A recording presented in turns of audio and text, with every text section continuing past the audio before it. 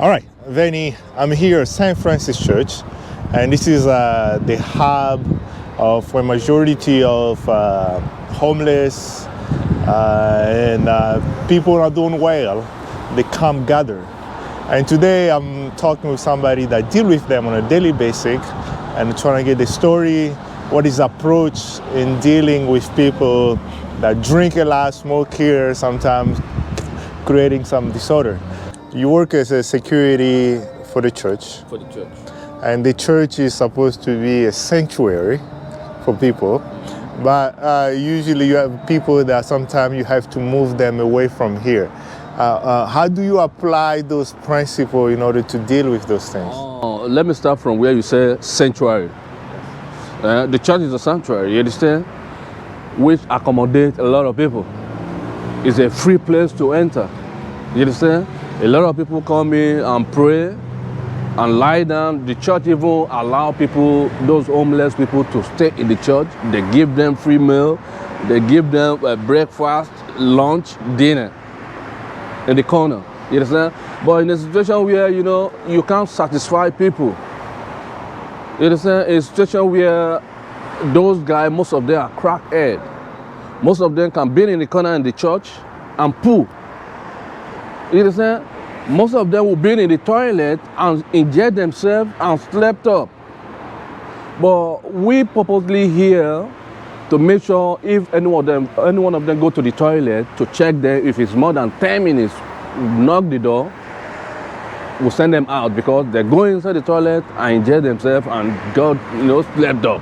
So that is the reason why we're here to checkmate those guys. Okay. And church as well, you have to, they say cleanliness is a godliness. You understand? Those guys poo. You see, we here, see how clean it is? You see how clean it is because we're here. That's the first, I have to admit it, I used to live across the street. And this is the first time I see how clean this place is. Okay. Yes. You see what I'm saying? So yes, correct. Yeah. So you can't call this place a church and it's mixed up. You understand? But those reasonable ones who would truly know they are homeless people, they go into the church and relax themselves and have heat within themselves. You understand? To stay out of cold. But a situation where somebody, is a crackhead on drug 247, you can't control it. But we here, based on zero tolerance, we relate with them to move them aside. Indirectly. You understand what I'm saying? Yes. So we don't fox anybody. We don't deal with them based on their situation. We are all same, but we only have a privilege not to be like them. You understand? So by that, we need to handle them easily to achieve your aim. All right. And thank you for your time. And, this church, it is a sanctuary for many people, but there's a thin line between being a sanctuary and being a hoarder house for a lot of dysfunction. So it's been quite incredible to understand the philosophy of the people that work there as a security, how they approach those sensitive cases. And this is part of the city. I appreciate it. You're welcome. And, My name is Reggie. I keep control of the streets I got. Multi-millionaire, billionaire personality. Live and learn and listen to people that's greater than me. how long you been in Cincinnati? I've been in Cincinnati all my life. Born and raised?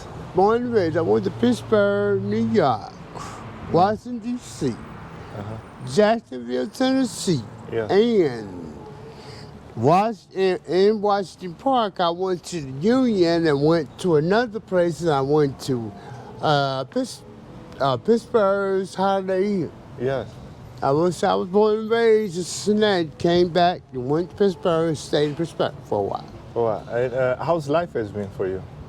Pittsburgh's nice, but Pittsburgh, you need a car. You got to roll and talk to other people. You got to have people to listen to, somebody to see. You got to have a car because it's like,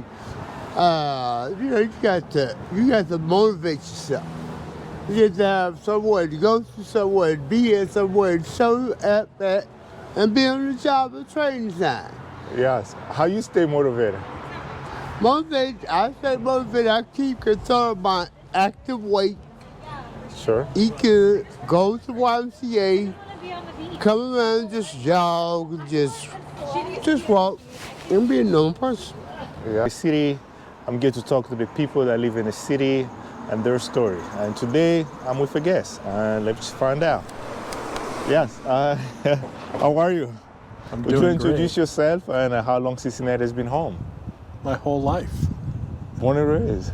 Born and raised, West Sider. West Side. I lived in Columbus. Where should I look? Yes. Yeah. You can look at me. It doesn't matter.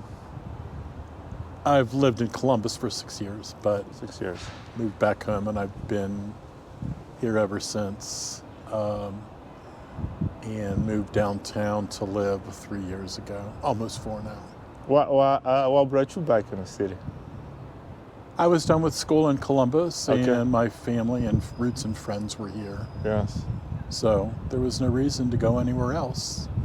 And then I found a nice job here, so Nice. I was going to stay regardless.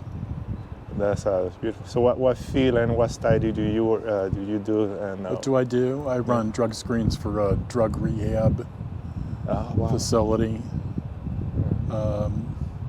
It's headquarters here in Cincinnati, and we do drug screens for 3 states. What is the state of of drug in the city as you scream a lot of people through it? What you hear on the news is true. A lot of people take drugs, so it's a problem that's not going away, and there will be more and more businesses attempting to rehabilitate people and put them back into the mainstream culture. So I think it's positive. But go ahead. Yeah, no, please continue. Rehabilitation. You know, the problem's out there. It's for real. Okay, so there's a businesses that is heading to rehabilitating people. Yes. How do they go about it? Lots of counseling. The company I work for takes a holistic approach where it's not just